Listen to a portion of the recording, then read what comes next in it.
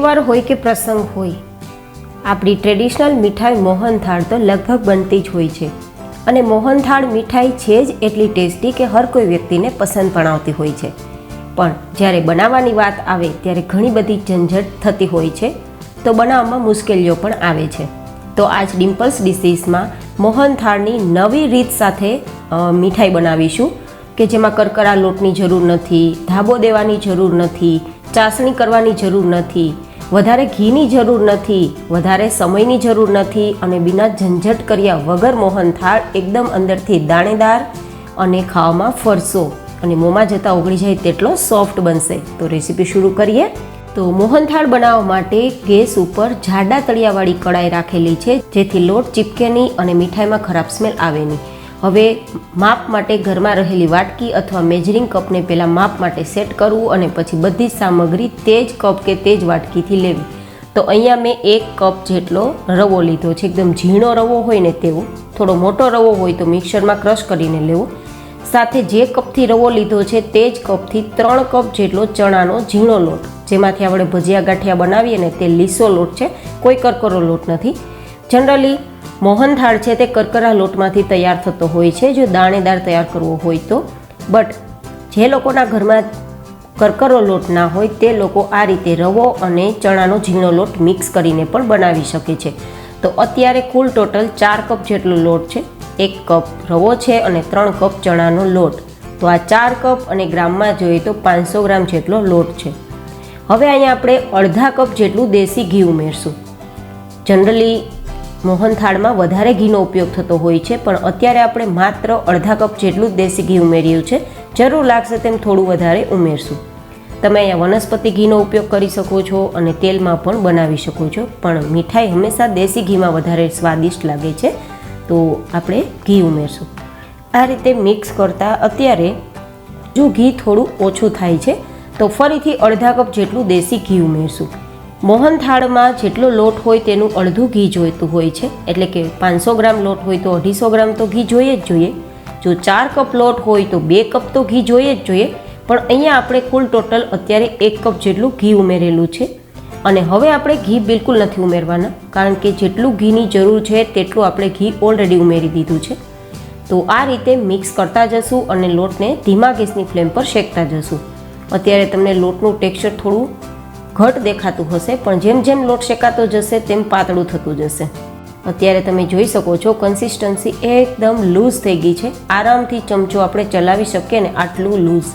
પણ હા, ગેસના ધીમા ફ્લેમ પર શેકવું જરૂરી છે, નહીં તો લોટ કાચો રહી જશે અને મોહનથાળ છે તે ખાવામાં ફરસો નહીં બને પણ ચીકણો બનશે, જેથી દાંતમાં ચીપકશે. તો મોહનથાળ બનાવવામાં ક્યારેય ઉતાવળ ના કરવી. ટ્રેડિશનલ મીઠાઈ જ્યારે બને છે ત્યારે લોટમાં ધાબો દઈ અને પછી બને છે, કરકરા લોટથી બને છે, ચાસણીથી બને છે. પણ આજની જનરેશનને મોહનથાળ બનાવવામાં ઘણીવાર ઘણી બધી માથાકૂટો અને ઝંઝટ જેવું કામ લાગતું હોય છે અને બનાવવામાં પણ મુશ્કેલીઓ આવતી હોય છે. તો એ લોકો માટે આ એકદમ સરળ રીત છે મોહનથાળ બનાવવાની, જેથી જે લોકોને મોહનથાળ બનાવવામાં મુશ્કેલીઓ આવે છે ને તે લોકો માટે પણ આ રેસીપી બેસ્ટ રહેશે. તો તમને મારી આ નવી રીત મોહનથાળ બનાવવાની કેવી લાગી કોમેન્ટમાં ફીડબેક જરૂર શેર કરજો. હવે તમે જોઈ શકો છો કે ધીમા ધીમા તાપે આપણે લોટને થોડી વાર શેક્યો તો લોટ ઉપર ઘીના બબલ્સ દેખાવા લાગ્યા છે અને લોટ છે તે ફરવામાં પણ હલકો ફૂલકો થઈ ગયો છે, કડાઈને કે ચમચાને છોડવા લાગ્યો છે. મતલબ આપણો લોટ શેકાઈ ગયો છે. તો હવે અહીંયા આપણે મોહનથાળને દાણેદાર તૈયાર કરવા માટે રવાનો ઉપયોગ કર્યો છે, પણ તે રવાના દાણાને ફૂલવા માટે આપણે થોડું દૂધ ઉમેરશું. લગભગ 3-4 ચમચી જેટલું. વધારે નથી ઉમેરવાના, કારણ કે વધારે ઉમેરશું તો આપણું મોહનથાળ સેટ થવામાં થોડી તકલીફ કરાવશે, કારણ કે આજે આપણે ચાસણીનો ઉપયોગ નથી કરવાના ને, તો દૂધનું પ્રમાણ ઓછું રાખશું. અને દૂધ મિક્સ કરતાં તમે જોઈ શકો છો ઉપર કેટલા બધા બબલ્સ દેખાય છે. આ બબલ્સ બધા જ બેસી જાય ને ત્યાં સુધી આપણે આ રીતે ચલાવવાનું છે.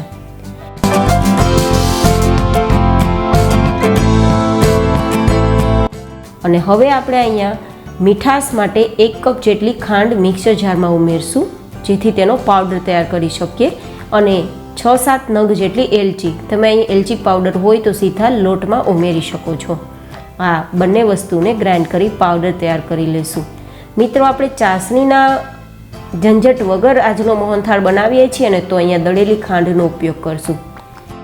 તો તો આ રીતે હવે ખાંડનો પાવડર ઉમેરી બધું મિક્સ કરતા જશું અને થોડી જ વારમાં તમે જોશો કે બધું જ મિશ્રણ છે તે કડાઈને છોડવા લાગશે, કારણ કે ચાસણી નથી બનાવી પણ ખાંડનું પાણી થશે તો થોડી વાર લૂઝ લાગશે, પણ જેમ જેમ ચલાવતા જશો તેમ તેમ ઘટ થતું જશે. તમને લાગશે કે આ પ્રોસેસ કરવાથી તો મગજના લાડુ બને છે, પણ બિલકુલ નહીં મિત્રો. મગજના લાડુથી પણ થોડી અલગ પ્રોસેસ છે, જેથી આપણને ટેસ્ટ પણ થોડો અલગ આવશે. તો ખાસ આ પ્રોસેસ એકવાર કરી મોહનથાળ બનાવજો. તમને હું ગેરંટી આપું છું કે ટેસ્ટ મોહનથાળ જે ટ્રેડિશનલી બને છે ને તે જ રીતે આવશે. એન્ડ હા મિત્રો, જો ટ્રેડિશનલ મોહનથાળની રેસીપી અથવા તો ટ્રેડિશનલ ઢાળાની રેસીપી જે હવેલીમાં બને છે તે પ્રસાદની રેસીપી તમારે જોવી હોય તો ઉપર આઈ બટનમાં લિંક આપી દઈશ, તમે જોઈ શકો છો. પણ આજની મારી રેસીપી બિગિનર્સ માટે છે અને એ લોકો માટે છે કે જે લોકોને મોહનથાળ બનાવવામાં તકલીફ થાય છે, ચાસણી કેટલી બનાવવી, કેવી બનાવવી, કઈ રીતે બનાવવી તે ના સમજાય તે લોકો માટે છે. તો જો તમે લોકો મોહનથાળ બનાવવામાં એક્સપર્ટ હોય તો આ રેસીપી તમારા માટે નથી, બટ એ લોકો માટે છે જે લોકોને જરૂર છે. હવે અહીંયા થોડા કલરફુલ મોહનથાળ તૈયાર કરવા માટે હું થોડો 4-5 ડ્રોપ્સ જેટલો કેસરી કલર ઉમેરું છું. તમારે કલર ઉમેરવું હોય તો ઉમેરી શકો, નહીં તો ઓપ્શનલ છે, સ્કીપ પણ કરી શકો. આ રીતે મિક્સ કરી દેશું અને જેમ જેમ આ મિક્સ થતું જશે તેમ તેમ ઘટ પણ થતું જશે. પણ હા, ગેસની ફ્લેમ ધીમી રાખવી જરૂરી છે.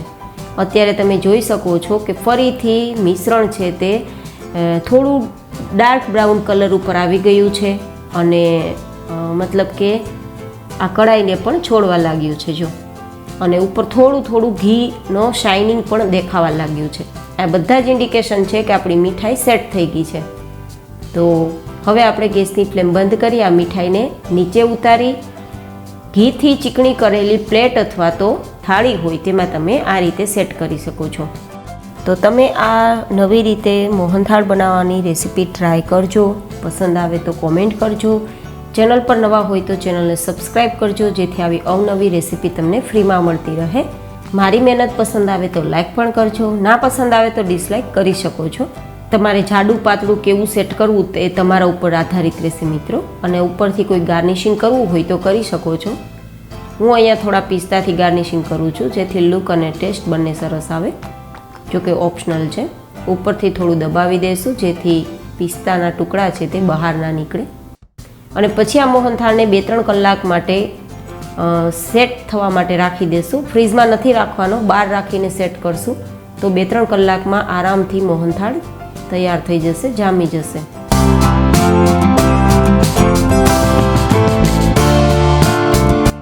તો લગભગ 2 થી 2.5 કલાક જેવો સમય થયો છે. મોહનથાળ સેટ થઈ ગયો છે. તો હવે ટુકડા કરી લેશું. જો ઠંડો થઈ ગયા બાદ હું ટુકડા કરું છું તો પણ આરામથી ચપ્પુ લાગે છે, મતલબ કે મોહનથાળ ખાવામાં એકદમ નરમ તૈયાર થયો છે અને સેટ પણ થઈ ગયો છે. જો હું તમને એકાદ ટુકડો કાઢીને પણ બતાવું કે આરામથી બહાર નીકળી જાય છે આપણા ટુકડા. તો કેટલો દાણેદાર આપણો મોહનથાળ તૈયાર થયો છે, જેને અંદરથી ફરસો સોફ્ટ એન્ડ દાણેદાર, બનાવવામાં પણ એકદમ સરળ. ફરી મળીશું એક નવી જ રેસીપી સાથે. ત્યાં સુધી bye bye and take care.